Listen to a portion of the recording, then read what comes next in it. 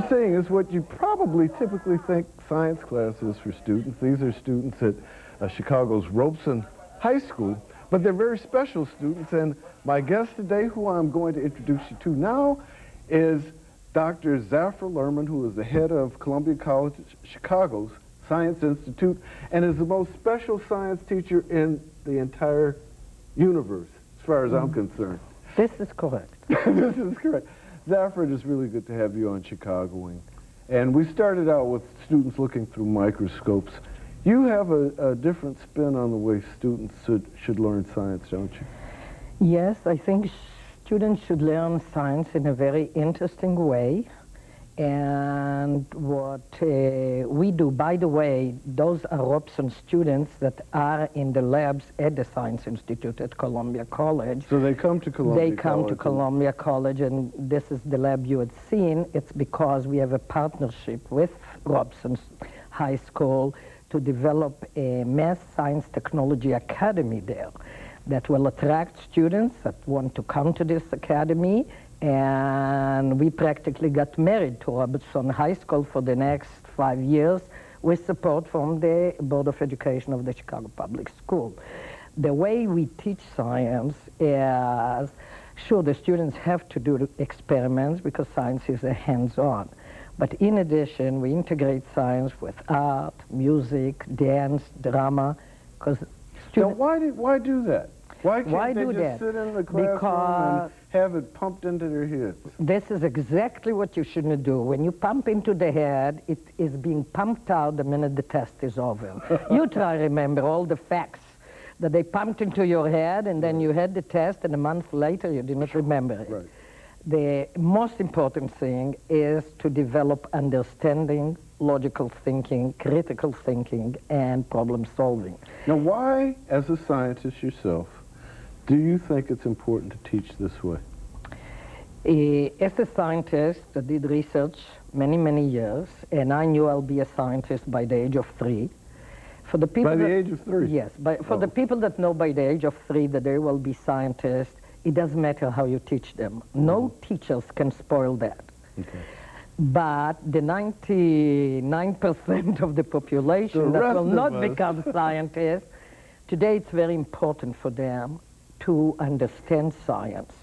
And especially if they live in the United States, that is a democracy, and we want everybody to participate in the democratic process. In order to participate in the democratic process, you have to know what your candidate stands for when it comes to the environment, to energy, to waste disposal, to health. And for that, you must understand science. You've got to understand. Now, I've got to let the audience know, because you're very special for another reason. In December of this year, you were going to be one of only 10 recipients of the 1999 Presidential Award for Excellence in Science, Mathematics, and Engineering Mentoring. A very high honor, and congratulations to you on that. Thank you very much. But it's because of a philosophy that you have, and that philosophy is that every day that you awaken, you want to be able to help someone. Correct. And I instill it in my students. I tell my students that life is worthwhile only if by the end of the day you know that you did something good for somebody else, not just for yourself. And this is why I enjoyed a lot doing research and being very successful. My field of research is isotope effects that I will not bore your audience of trying to understand. I would know one isotope from another.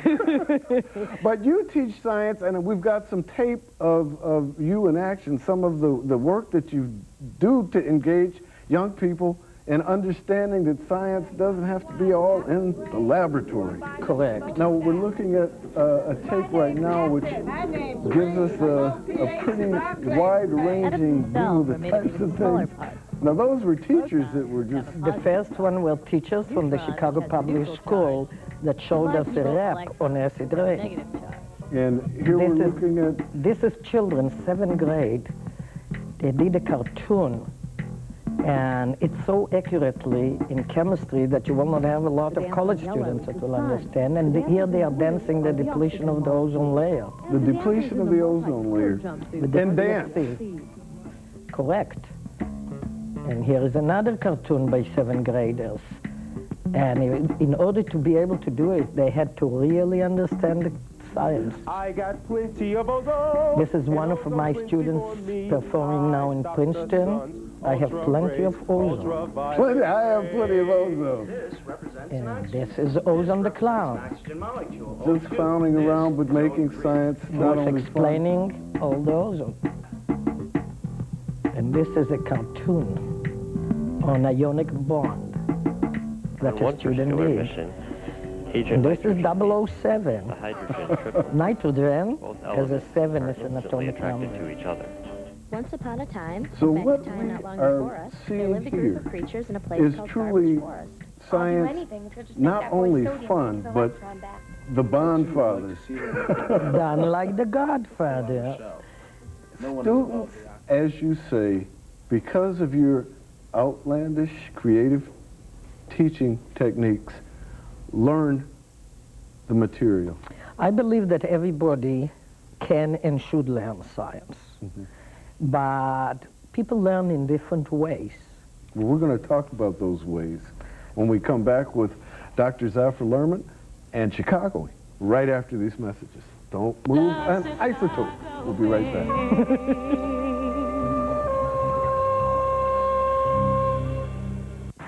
Why do you see so many Bob Watson Chevrolet cars, trucks, and vans on the road? It's elementary. Bob Watson Chevrolet sells for less. Check this out. This week only, it's Bob Watson Chevrolet's model year-end clearance.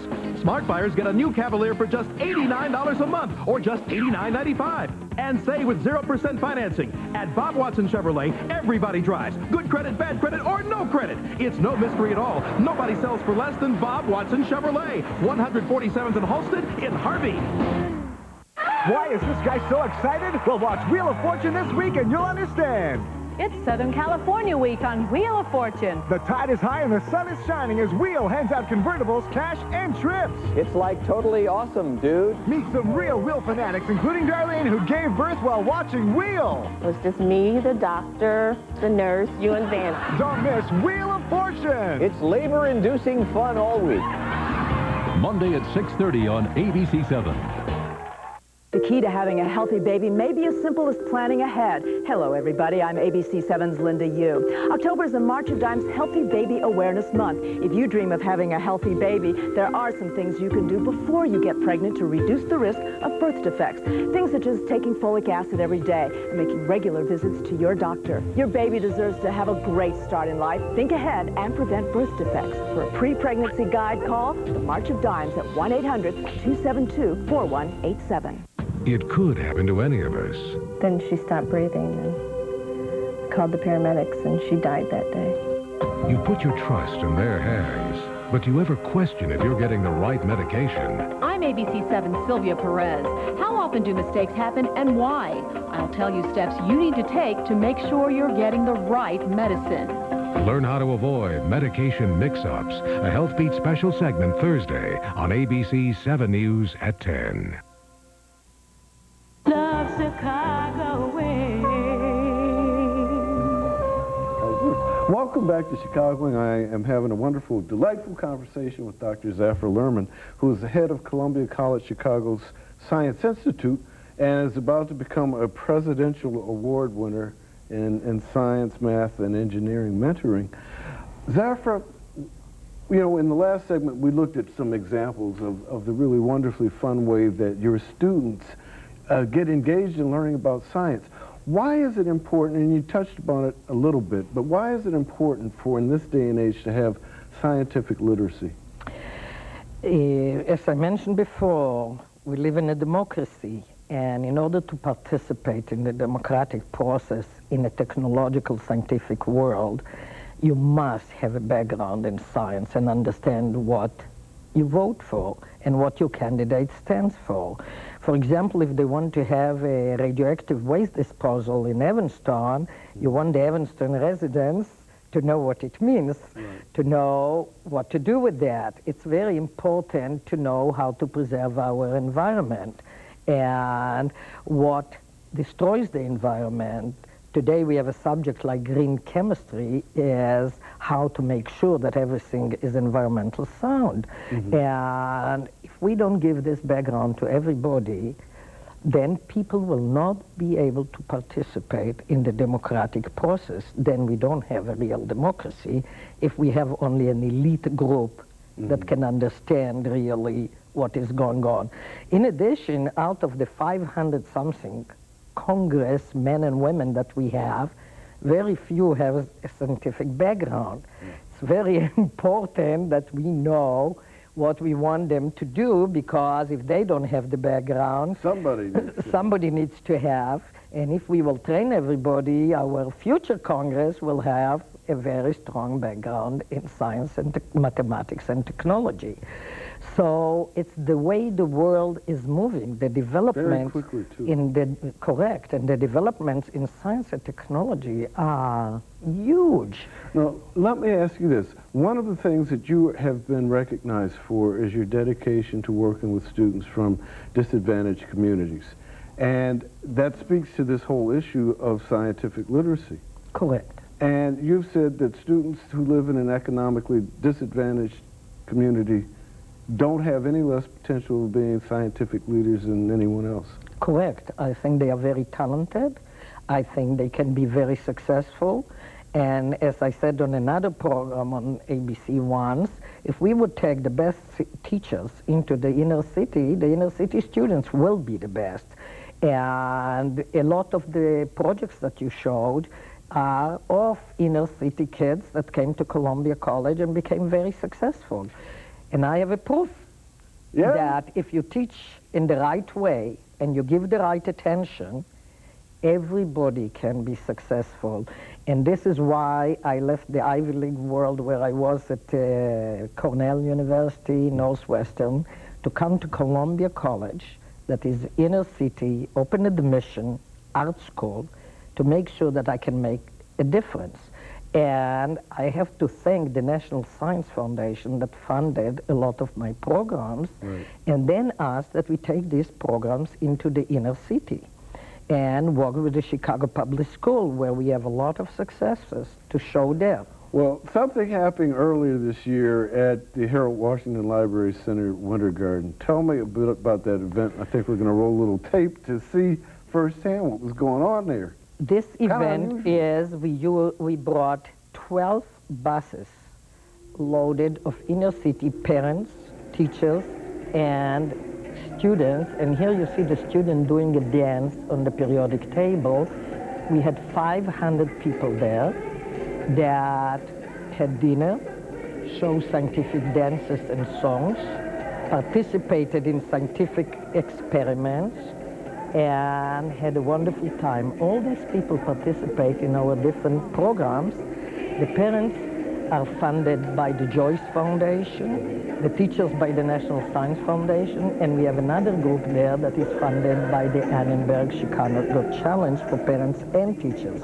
We combined all our projects together and brought 500 people to enjoy. Here you see me. What are you doing there? I am trying to explain what a polymer is and telling them that polymer is your synthetic clothes and the plastic, and it's long chain.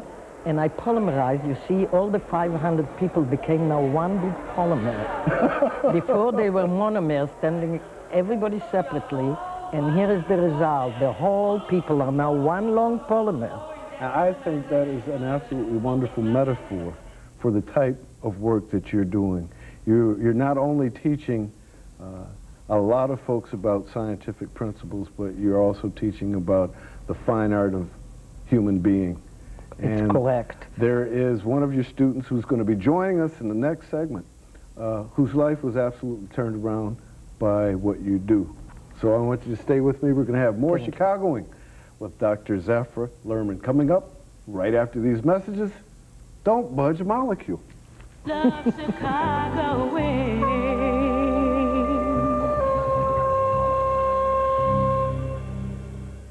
Everyone deserves to drive a nice car. Hi, my name is Ed Dixon, credit counselor from Alpamani Ford.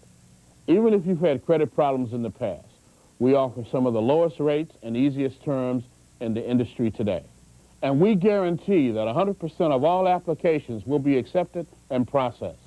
Call our credit hotline right now, and when your loan is approved, you can come down and shop.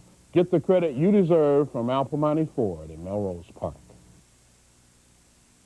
Tonight, on an all-new Snoops, a stalker has his eye on these private eyes.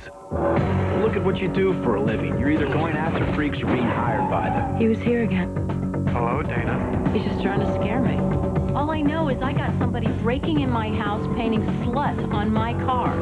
He's here. From the Emmy-winning creator of The Practice and Ally McBeal. An all-new Snoops, followed by The Practice, ABC tonight at 9, 8 Central. They come from all across the country, Texas, Florida, New York, but no matter how far they've traveled, they've all thought of only one thing. I hope I don't look like a total dork in front of 25 million people. It's the Jeopardy Teen Tournament, where 15 super smart teens prove that being a brain is a good thing, especially if it can win you 25 grand and a trip to New York for the finals.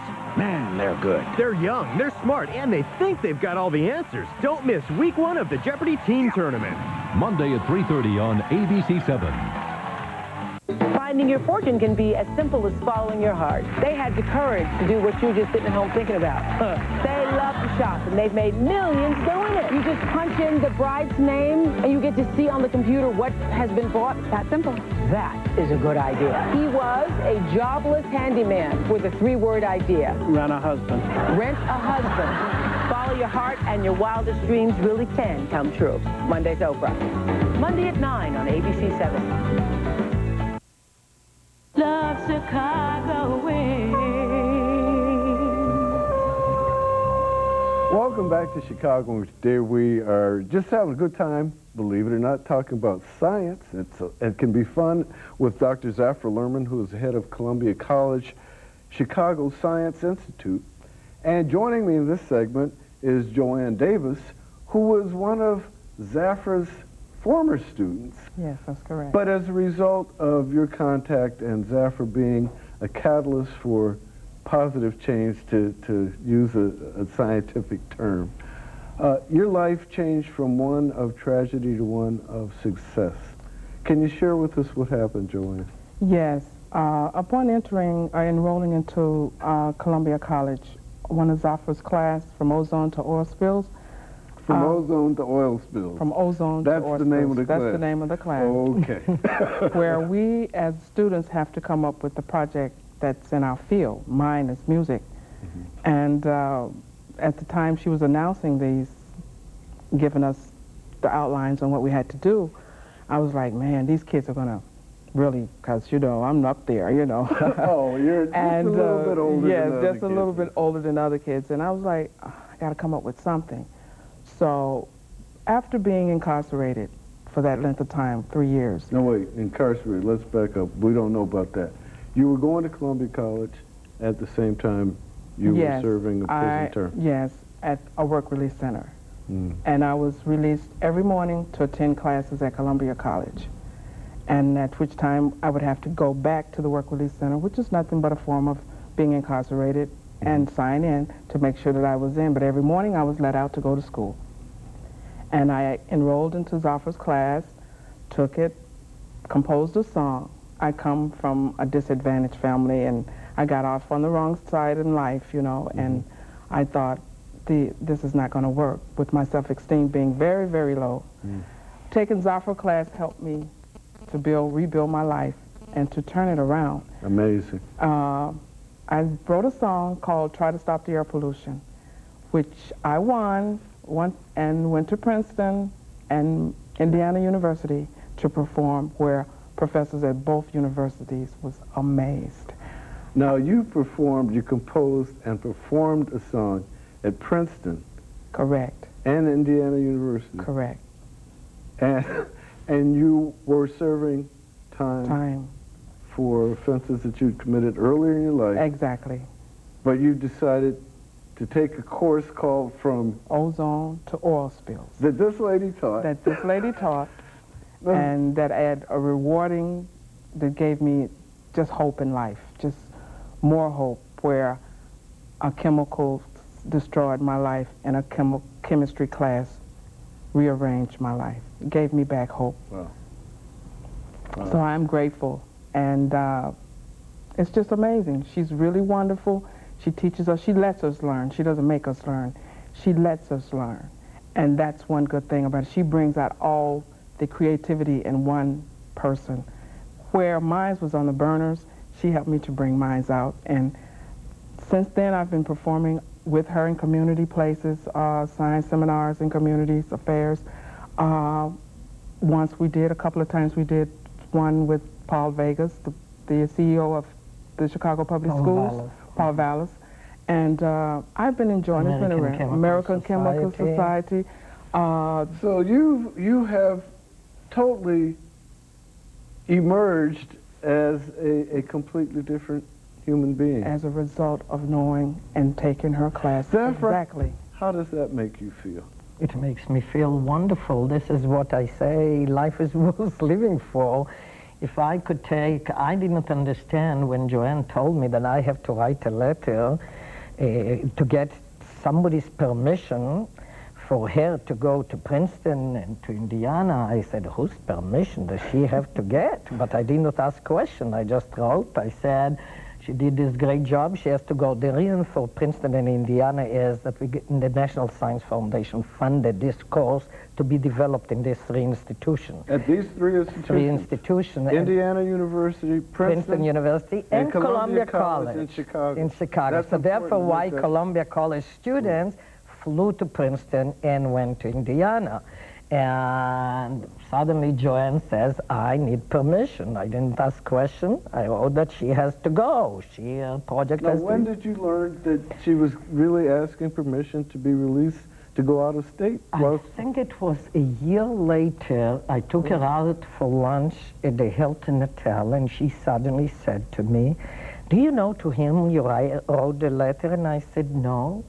She said, you wrote it to the prison authorities. I said, why did I have to communicate to them? Here I see this wonderful person that was working so hard in class, trying so hard, and then she told me all the story, how she was found, what, gun, drugs? Yeah, gun and drugs. And at the time, I was too ashamed to tell her. I was too ashamed to let anyone know that because after all, if you've been locked up, you seem to, society label you as the degenerative in society, you know, and I wanted to somehow prove to other people as well as myself that I could do it because of the things that I'd gone through. And I didn't like it, but now I love it. It was well worth it.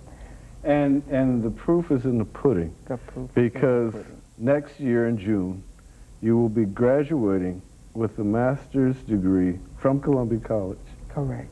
In arts management. Management. Performing arts. And she graduated with a bachelor's degree from Columbia on the dean's list. Oh, definitely. Well, Joanne, you are an exemplary example of what can happen when someone takes the time and their intent is to wake up every day and make sure that someone that they touch in life is touched in a positive way. I'm really grateful for you coming on. And I appreciate being here, but I just want to say to the audience, chemicals destroyed my life, but a chemistry class rearranged my life. It made it better, thanks to Dr. Zafra Lerman. Well, that is quite a positive testament, and it's delightful having both of you on. We're going to close the show in the next segment with you performing that song that won the honor for you that got you to Princeton and Indiana University. I'll be glad to do so. Okay. Thanks. We're going to be back with more Chicagoing right after these messages.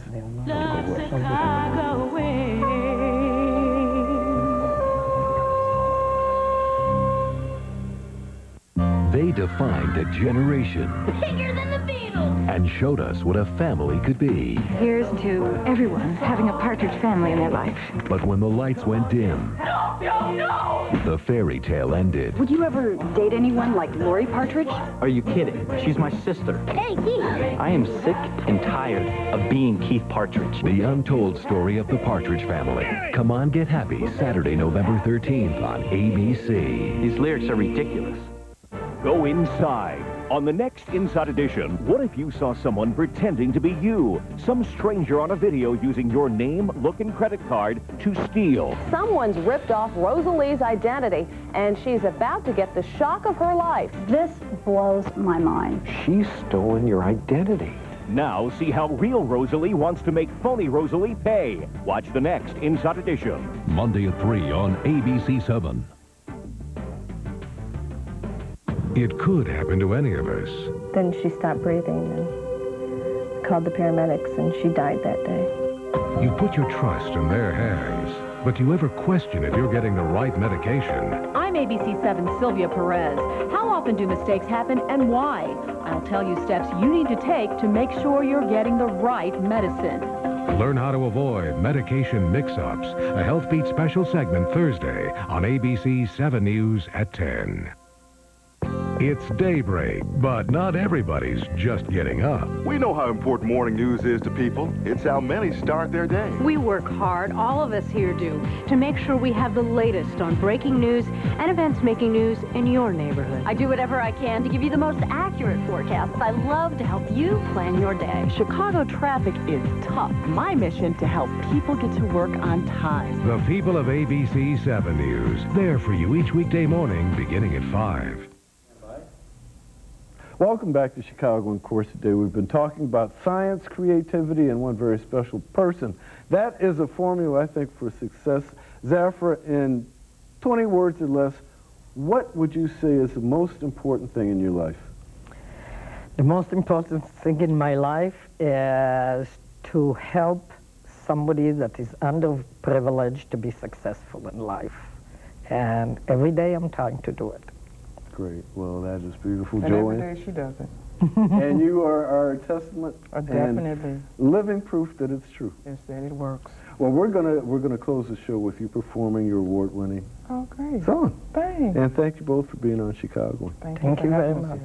In the meantime, remember, it's an inside job. You decide to make it a great week. I'm Bill Campbell. So long.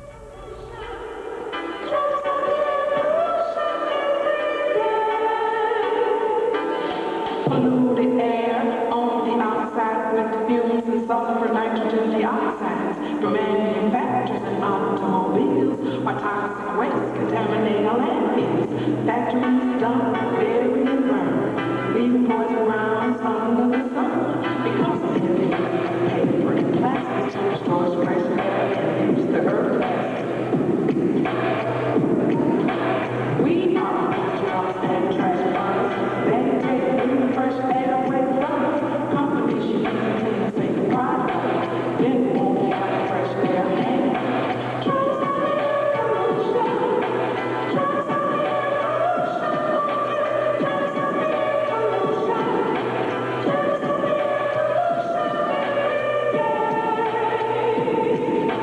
methane seeps of the gases, water vapor, greenhouse gases, environmental disorder. The Avis Roving Rapid Return.